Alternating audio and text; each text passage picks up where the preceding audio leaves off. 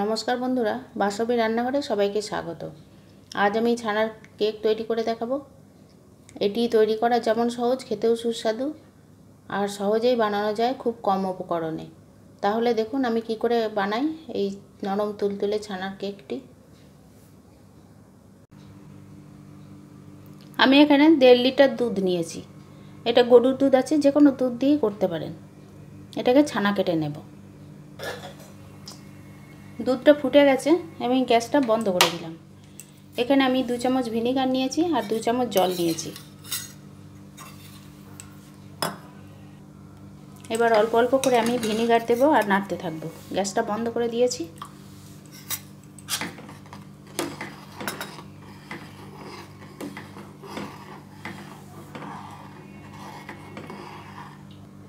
ছানাটা এখন তৈরি হয়ে গেছে। এবার ছানাটা ছেঁকে নেব। ছানাটা এবার ছেঁকে নিচ্ছি।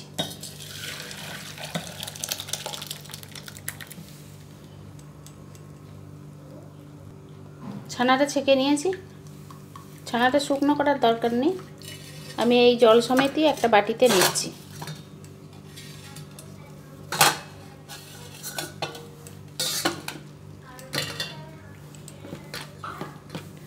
দিয়ে ভালো করে মেখে নেব।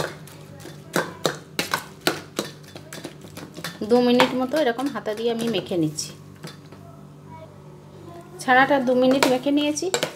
খুব বেশি মাখার দরকার নেই, একটু দানা দানা থাকবে। এর মধ্যে আমি চিনি দিলাম 4 চামচ। চিনিটা আপনাদের প্রয়োজন মতো দেবেন, স্বাদ মতো। এখানে সুজি দিয়েছি 3 চামচ আর 4টা এলাচ গুঁড়ো করে নিয়েছি, এটাও দিয়ে দিলাম। এবার ভালো করে মেখে নেব।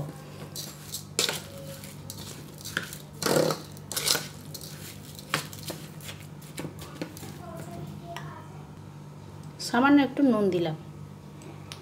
এবার ভালো করে মেখে নেব।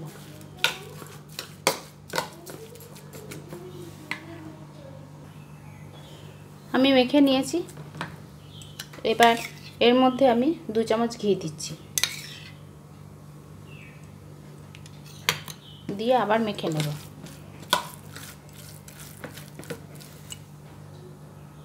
মিশ্রণটা আরেকটু পাতলা করতে হবে। আমি একটু ছানার জল দিয়ে দিচ্ছি।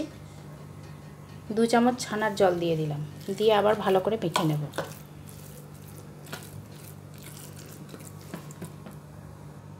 একটু পাতলা পাতলা রাখতে হবে। ভালো করে মেখে নিলাম। এবার ঢাকা দিয়ে আমি 20 মিনিট রেখে দেব।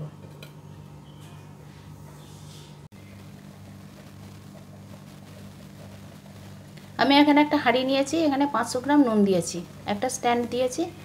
স্ট্যান্ড যদি না দেন তাহলে একটা প্লেট দিলেও হবে উপর করে। ওটা প্রিহিট করে নিচ্ছি। ঢাকা দিয়ে দিলাম, 10 মিনিট প্রিহিট করে নিচ্ছি। আমি একটা বেকিং পাত্র নিয়েছি, যে কোনো বাটিতে নিতে পারেন। এটা আমি একটু ঘি দিলাম, দিয়ে ঘিটা ভালো করে মাখিয়ে নেব। চারিদিকে ভালো করে মাখিয়ে নেব।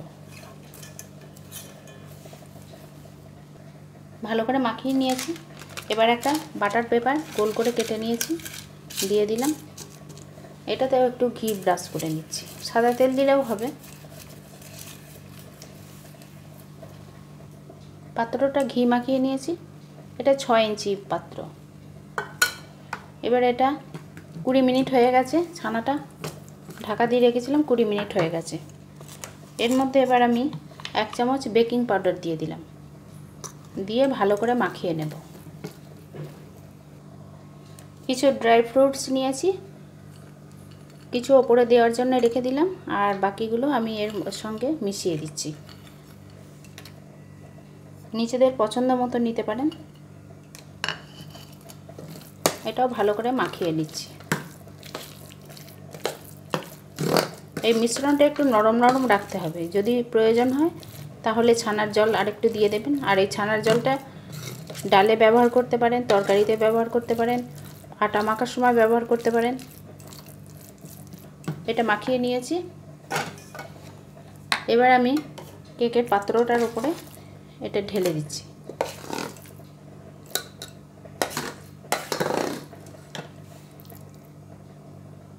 এবার ভালো করে চেপে বসিয়ে দিচ্ছি।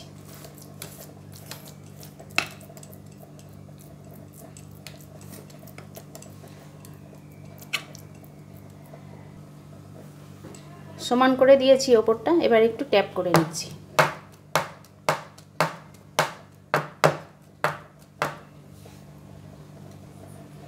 এবার কিছু ড্রাই ফ্রুট রেখেছিলাম, কাজু আর কিশমিশ, আপনাদের পছন্দ মতো দিতে পারেন। এগুলো আমি ওপরে সাজিয়ে দিচ্ছি।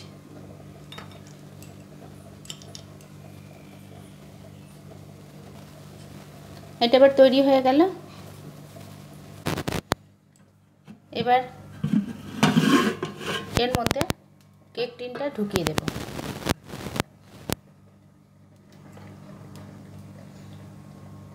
বসিয়ে দিলাম। এবার ঢাকাটা দিয়ে দিচ্ছি। মিডিয়াম ফ্লেমে 10 মিনিট প্রিহিট করেছি।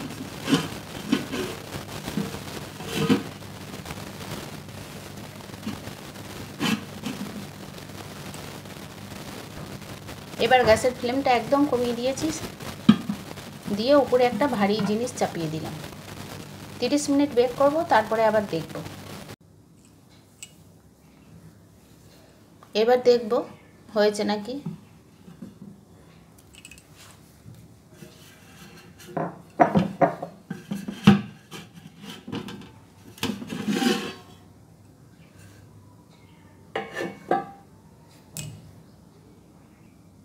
এবার দেখুন হয়ে গেছে।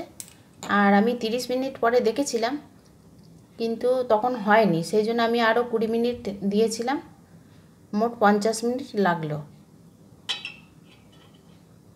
টুথপিকটা ঢুকিয়ে দেখলাম, দেখুন ক্লিন এসছে, তার মানে বেক হয়ে গেছে, কাঁচা নেই ভেতরে।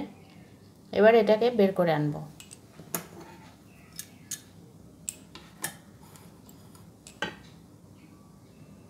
এবার ছানার কেকটা আমি পুরোপুরি ঠান্ডা করে নেব। ঠান্ডা হয়ে গেছে। এবার একটা ছুরি দিয়ে আমি ধারগুলো এরকম করে ছাড়িয়ে দিচ্ছি, দিয়ে কেকটা বের করে নেব। এবার এর উপরে একটা প্লেট রাখলাম।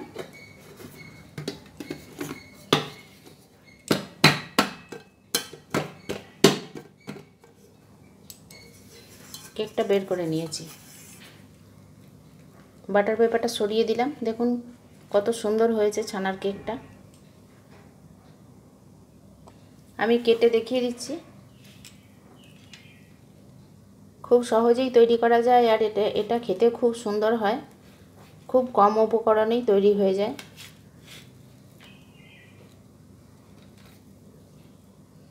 এই দেখুন কত নরম হয়েছে।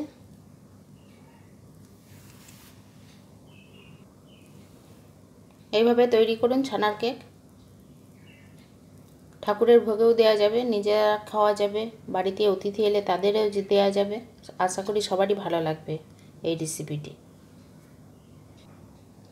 এই যে নুনটা দিয়ে বেক করেছিলাম, এটা আমি এবার ঠান্ডা করে একটা কন্টেনারে ভরে রেখে দেবো। পরবর্তী সময়ে যখন আবার বেক করব, তখন আবার এটা আমার কাজে লেগে যাবে।